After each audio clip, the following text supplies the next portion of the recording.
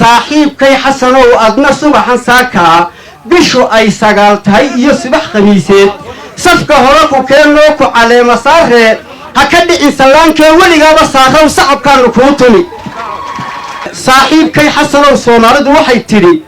سوما البراركا كوماتشيري سومات قارو ليه ايكا سوما البراركا كوماتشيرو اسمات قارو ليه أدنى سيرا قارية سمعتي كرامة ساتر باكو سيو صافي باكو دارتي ولي غابة ساخو صعب كانو كوتوني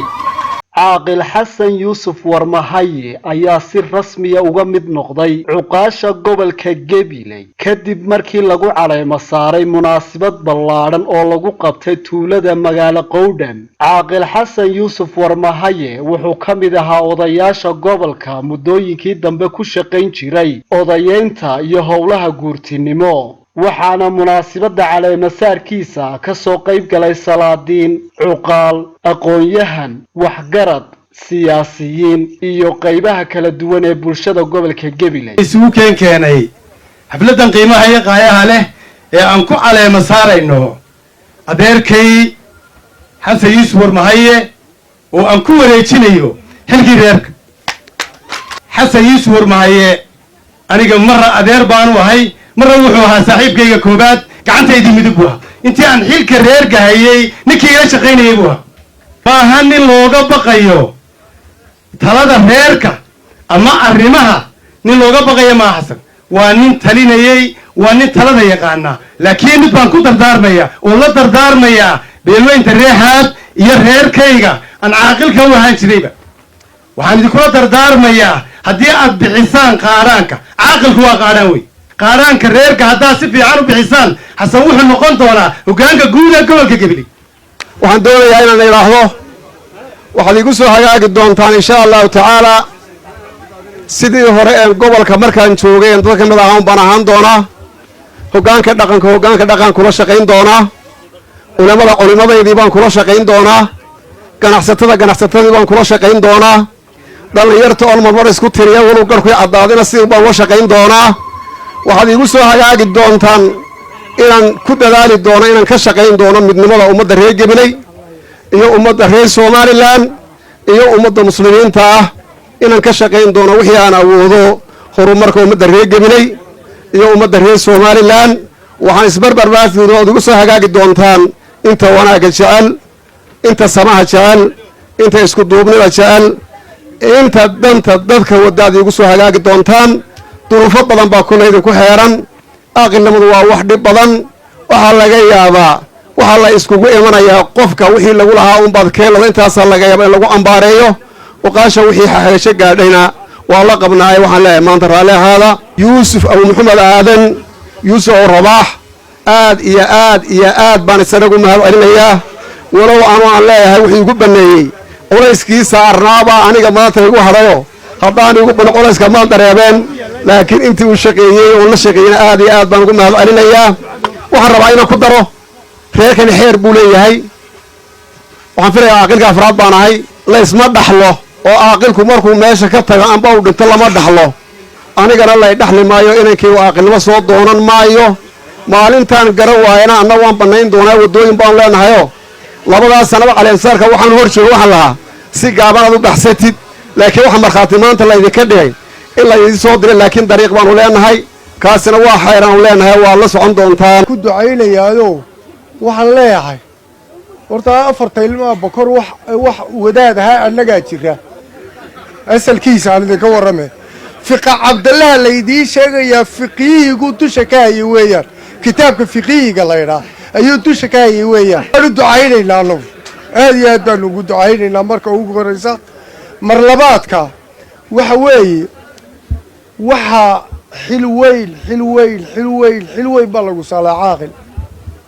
waana ku adag halkan maanta waxaynu iskugu nimid caleemasaarka sheekh xasan yuusuf warmahaye haddii aanu nahay beelweynta xaad cali iyo bahwadaagtooda waxaanu soo xulannay in aanu boqorno oonu caleema saarro sheekh xasan marna mujaahid ah inaannu maanta bahdii dhaqanka ku soo biirino ayaannu ka maaran weynay markaannu dood dheer iyo falaqayn waxaan isla garannay sheekh xasan mujaahid xasan yuusuf warmahaye oo ka tirsan beelweynta reer xaad iyo bahwadaagtooda waxaan gobolka cagaaran ee Gabiley ka codsanaynaa inay iyaguna nala doortaan oo ay nala boqraan naga ajiibaan soo jeedinta iyo caleemasaarka aanu u soo jeedinay sheekha iyo mujaahidka wada socda xasan yuusuf warmahaye caaqilka cusub ee aan caleemasaarayna waa nin baryahanba ku jiray baahda dhaqanka waxa maxaa dhacday in badan dee oday uu ka ahaa reerka waad ogtihiin waxaan u soo dooranno u calmanay inaan ka dhigno bahdii dhaqanka oo caaqilnimo loo caleemasaaro insha allah idinkana waxaan ku rajaynaynaa si aan ugu caana shubayno inaad idinkuna nagu raacdiin xasan og raganimadiisa iyo wanaaggiisa iyo caalinimadiisa iyo intaa oo dhan anigoo og midna culimadii horaan ka maqlay culimada qabsanayay culimadii horaan ka maqlay ninka la doorto ee madan la keeno ee reerkoodu soo doortaan waxa la yidhi 40 weli buu la karaaban yahay la yidhi 40 weli yuu la karaaban yahay baa la yidhi reexaad ninkii doonaya duco xasanun buu imani ninkii habaar doonayaana xasanun buu imani assalaamu calaykum waraxmatullahi wabarakaatu xasan waanu ducaynayaa hawshaa wuu ku dhex jiraa magtaasuu waday mudduu gacanta ku soo hayey kioon caaqil ahayn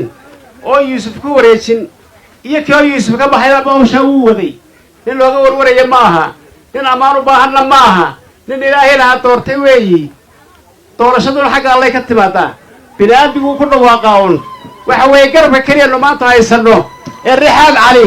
horboodka u ah eenu isku hubno weeyi ama jiif sheegta ama caaqil sare sheegto ninka quraanu isku hubnaa waa isaga maanta halka uu taagan yahayna dhaxan iyo dabayl kama filayno baylihina nooga iman mayso waxtar badanna wuu noo geysanayaayo dhib fara badan oo jirtuu daweeyey oo intaa u joogayba dameeyey oo anaan dhagahayagu intay maqleen anaan meel alla meel ku dhammaatay ogeyn sheekh xasanna ammaani maayo maanta ilaahaysaa ammaanay wanna codkara wanna hawlkara wanna aqoon-yahana waa nin ka dhex muuqda gobolka waxaanu leenahay waa nin ku jira guddida xumaan reebista ya waxaanu leenahay allah u gargaaro ilaahay baa garab gelaya inta uu la nool yahayna insha allahu ha garab qabato mid waa duco xasanoo waa lagu doortee ilaahayaa ku doortaa ku sii dalacsiiyo dad iyo xoolaba buuxsan haddii mawdku ku daarana xoorabcaynta dalaysan meel dugsoon ka fadhiisa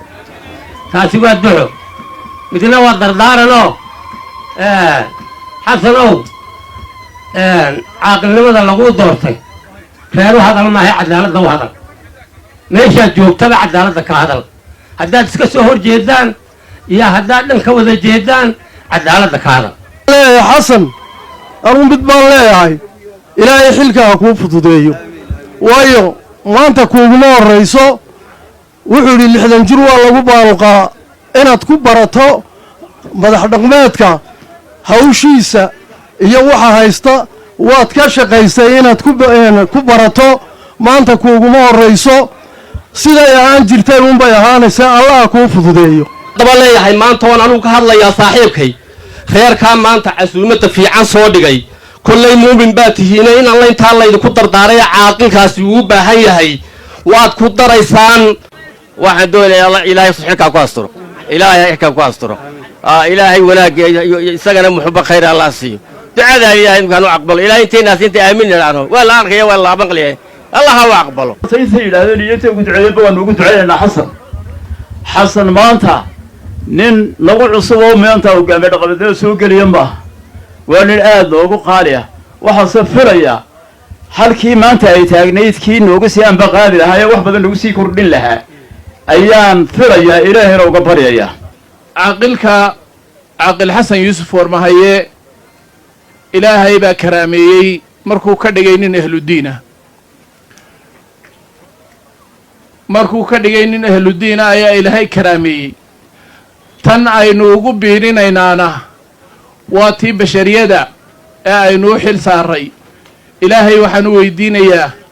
inuu ku karaameeyo uu ku ilaaliyo oo uu ku asturo mas-uuliyaddaasi la saaray caaqilka nin ay mas-uuliyaddu ku cusub tahay maaha sidii horeba loo sheegay waa nin in badan soo shaqeeyey shaqayna doona caaqilka waan u ducaynaynaa ilaahay xilkaa loo soo idmaday ilaahay ha ku asturo ilaahayna ha u fududeeyo ilaahayna xilkaa sida xaqa ah ha waafajiyo caaqilku hadduunu garab lahayn uunu gaashaan lahayn yaa waxma qaban karo beri kolkaad wada tidhaahdaan isagaa ka caaqilee hawlaha ha wada fuliyo waxbuu qaban karo daxasigiisu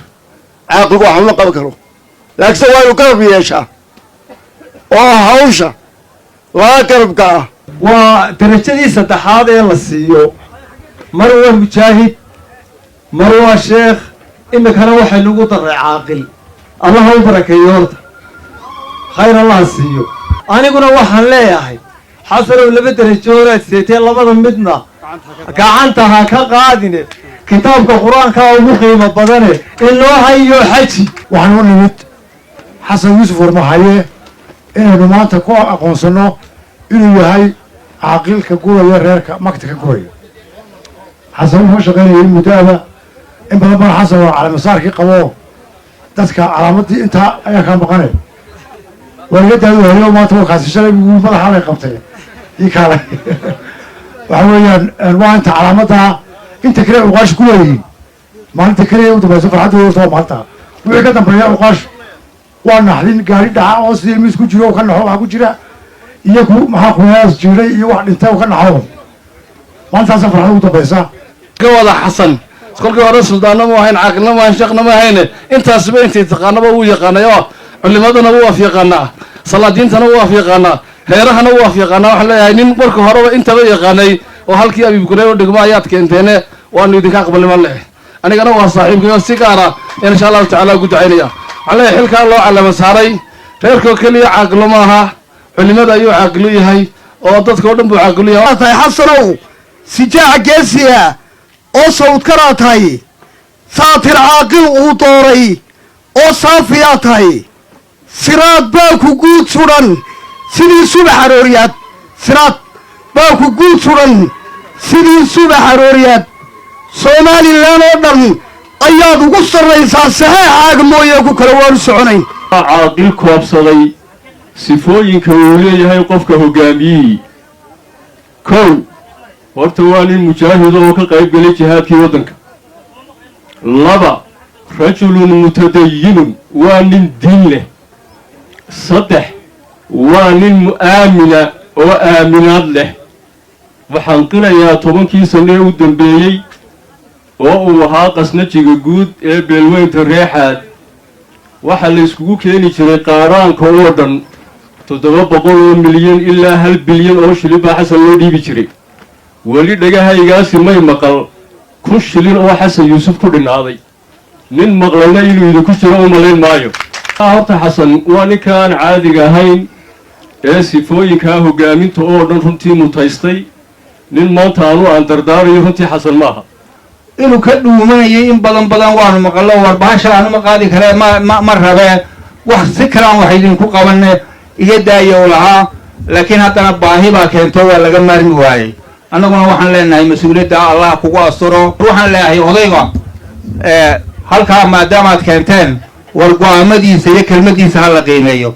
guddi la taliso oo tala fiican siiso oo naseexana ha loo sameeyo nahay ka qaybgalka aad ka soo qayb gasheen inaan idinka mahad celiyo oon idinka mahad celinno sida quruxda badan ee uga soo qayb gasheen ayuun baan kelmaddan baan ka odhanayaa meesha kolley caaqilka iyo hadalkii la odhan lahaa ayax baa ku degayoo meesha dee caaqila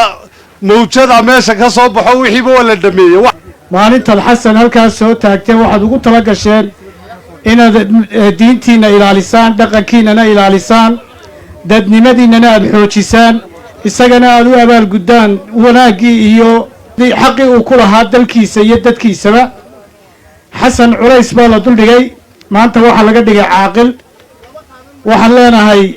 tolweynaha iyo ummadda halkan soo taagtay xasan inay caaqil ka dhigtaan waxaan leeyahay waad asiibteene idinkana waxaa laydinka doonayaa inaad la shaqaysaan. anigu waxaan ugu ducaynayaa xasan awalba hadday hawl ummaddu leedahay tahay iyo hadday hawl xaafadeed tahay iyo hadday tahay hawl qoysba xasanin arrintaa had iyo jeer ku dhex jira ayuu ahaa. nin waxaa ku soo kordhay maanta madax dhaqameedkii nin diinta ku wanaagsan, dadnimada ku wanaagsan, arrinka ku wanaagsan, sharaf leh. wayaana kaa cunin intaa. xasan yuusuf marmahaye oo maanta halkan lagu caleema saarayo annagoo meel fog ugu nimi sidaa aa u doorateen aa u soo dhowayseen aa u soo camirteen ayaannu annaguna idinla doorannay. ta labaad waxaan uga ducaynaynaa xilkaa inuu ilaahay u fududeeyo oo ilaahay garabkiisa galo. ama meesha soo caleema saartayna had iyo jeer dee dadka waynu caleema saarnaa uune maanta weyn garabkiisa ninkaa la taago. waxaynu halkan isugu nimid xasan caaqil xasan yuusuf warmahaye oo taytalla kaloo mujaahidiya sheekhna hore u sitay. waxaan anugu markhaati ka ahay waanu soo wada shaqaynay, talooyin baanu isugu nimid. inuu hore arrinkan ugu jiru ku shaqaynayay anfool xumana xaggiisa ka iman, maantana waxa weeye gebagabadii lagu shaacinayay ee beeshiisu ay dadka oo dhan ku ogeysiinaysay ee lagu bandhigaye innagana inta kale ee markhaatiga ee maasha timidna aynu markhaati kaga noqonaynay. xasan waanu ducaynaynaa. 3 kelmadood baan xasan odhanaynaa. horta waan u ducaynayaa, waxaan leeyahay xasanow ilaahay xilkaa kugu asturo. horeba waad u haysay, waad ku soo shaqaynaysay. nin ilaahay ku asturay oo aan foolxuma ka iman baad haydee allah kuugu wado ha kuu siyaadiyo. xasan yuusuf horta dee wuxuu ahaa qasnajiga iyagiibuu ahaa. intaa hawsha wuu ku jiray. nin maanta hawshan loo dhiibayo looga baqanaya maaha. waxaan leeyahay ilaahay xilkaa ku asturo, ilaahay dadka aabbiyo hooyaha uga dhigo. ducadunbaa waajiba. waxa weeye maanta halkaa marka lagu kala dareero ee la kala tago kuwaa iminka tolkeeya caleema saaraya kuwa u horreeya fadeexadayay kow ka noqonayaan. nabigeennii baan dee mucaarad waayin ee laakiin xilkaa loo dhiibay ilaahay ha ku asturo. weeyi maanta iyo gobolkii hargeysa iyo gobolkii gabiley labadii midna cidi kama maqna. caaqilkan la xaleema saaraya caaqil xasanna yuusufna waxaan u malaynayaa maanta dee waa nin lasoo naqeeyo la caleema saartee nin iscaleema saarin ma aha. waayo quwaddii iyo ninqartii beelahan dega halkan ilaa gobolka gabiley ilaa gobolka hargeysa cidi kama maqna. cid kasta ilaa gobolka awdal cidi kama maqna. sidoo kale mas-uuliyiintii ka soo qayb gashay caleemasaarka caaqil xasan yuusuf warmahaye oo iyaguna hadalka iska daba qaatay ayaa waxaa hadalladoodii ka mid ahaa. marka hore waxaan jecelahay in halkan uga mahad celiyo dhammaan marti sharafta halkan fadhida iyo inta soo socotay dowladda matali doonta, hadday tahay salaadiinta iyo cuqaasha iyo madax dhaqameedka iyo culimadiinka. waxaan leeyahay marka hore aad iyo aad baad u mahadsan tihiin sida fiican ee martiqaadka aad noogu timaadeen. aad iyo aad baan marka hore idinka mahad celinaynaa. aad iyo aadna waad u mahadsan tihiin. halkan inaan uga mahad celiyo guddidii qabanqaabada ee soo abaabushay halkan aan fadhino ee maanta aan iskugu nimidna. guddidana waxaan leeyahay ay hogaaminayaan mustafa iyo axmed geedi. aad baad u mahadsan tihiin baan leeyahay iyagana. anagu hadal badan maanta ma lihiin, marti baa la noo yahay. dashan qiimaha badan leh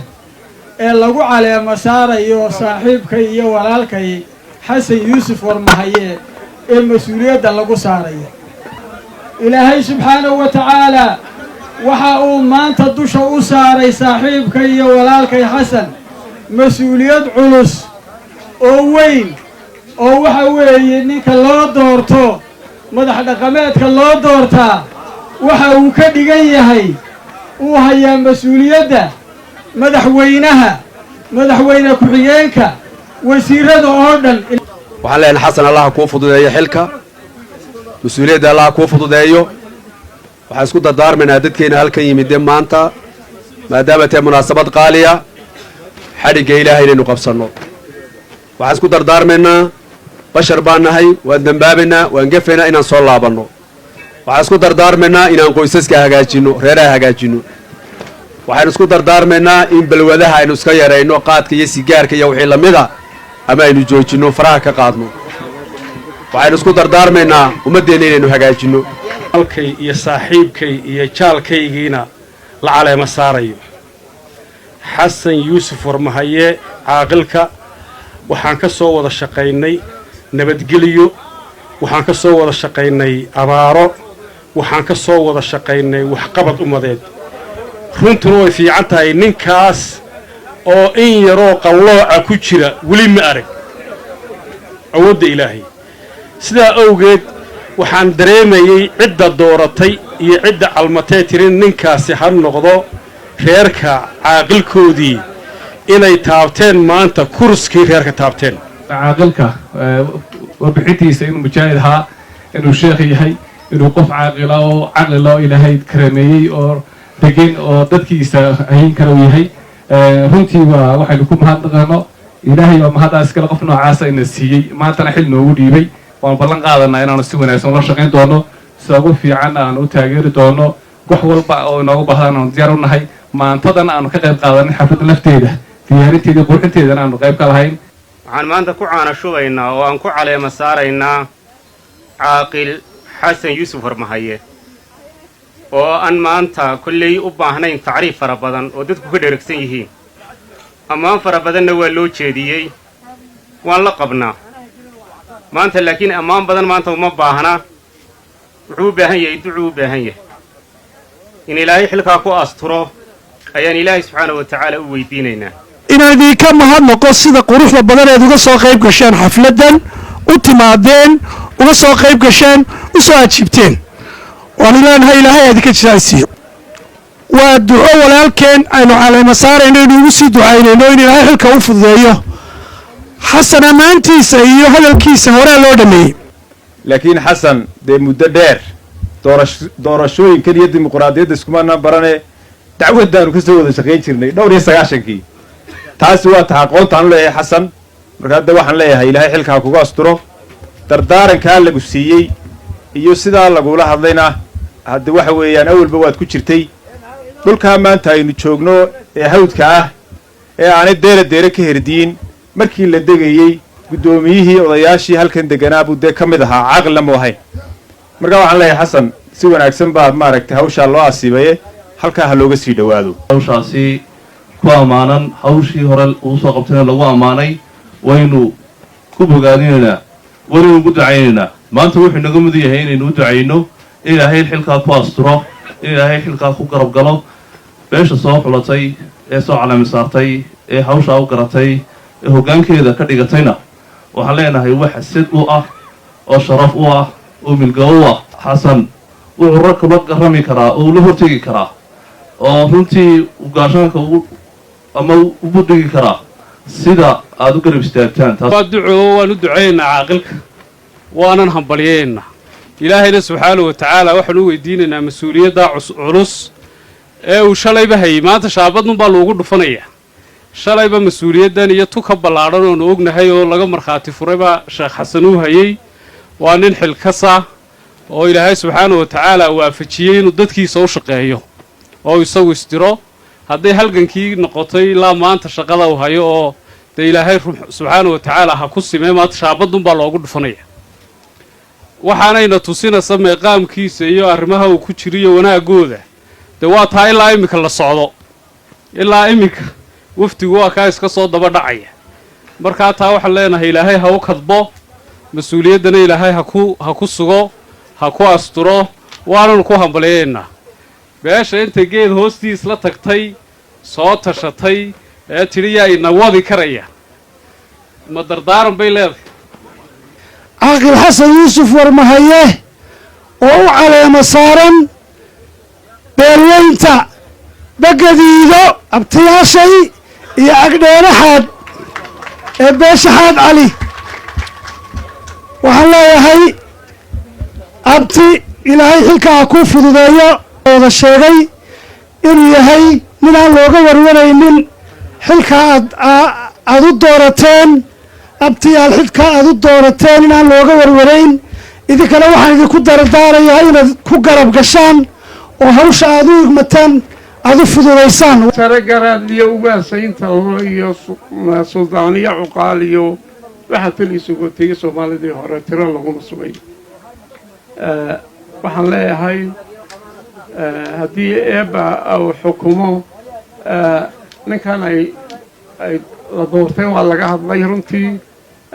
annana waa ku raacsannahay waxa weeye wasal saafiya weeyaan wuxuu noqon doonaa waa laga hadli maayo ugu faraxsanahay inaan maanta ka soo qayb galno xafladda xasanoonu aad iyo aad hore u saaxiib ahayn una wada shaqayn jirnay marka xagga waxbarashada noqoto waxaan kolka horeba qadimayaa horta beelaha gobolka gabiley waxaan kula talin lahaa inay sidaasoo kale dib u eegis cuqaasha lagu sameeyo oo dadka la xulanaya runtii de waa inuu noqdaa qof iimaan leh aqoon leh aragti leh taasaynu u baahannahay waa iska akhir zaman waa zamanulfitna waxaynu u baahannahay qof wax inoo kordhiyo qof wax ina yeelo uma baahnin raggii horeyna soo marayn xagga cadaaladda iminkana waxaan filaynaa zamankan ninkii koowaad inuu noqon doono insha allah biidnillahi alkariim xagga cadaaladda lagaga daydo runtii xasan marka waxaan leeyahay oo keliya xasan waynuu ducaynaynaa xasan waa nin wuxuu ammaan iyo waxtar lahaa waa la sheegay laakiin waxaanuun ogahay inuu xasan doodana ogol yahayna in la saxana ogol yahay cuqaasha sidaa la sheegay caaqilka marka la xulanayo kulli astaama unbaa lagu xushaa astaamihiiba xasan yuusuf waa ku dhan yihiin saa sheegteen oo caaqilku waa inuu foolaadka reerka noqdaayo maalintii xun tahayna ninka la iska horraysiiyo waa caaqilka waa sheegteen waa mujaahidkaasoo dhiiggiisu dalkan usoo qubay marka labaadna waa sheekho diinta iyo kitaabka waa idinka sheegayo diin baa ku xulateen oo iyadana waa halka aynu u dhimanayno oo aakhiradiina iyo adduunkaynaba ku jiro marka saddexaadna intaad geed hoostii isugu tagteen ayaa beelweyntiinina soo xulatay runtii markaa waa wax weyn intaas wax ka weyni oo qof lagu xushaa ma jirto ilaahay waxaan ka baryaa intaa inuu u fududeeyo xilkaana uu u sahlo mas-uuliyaddan uu qaado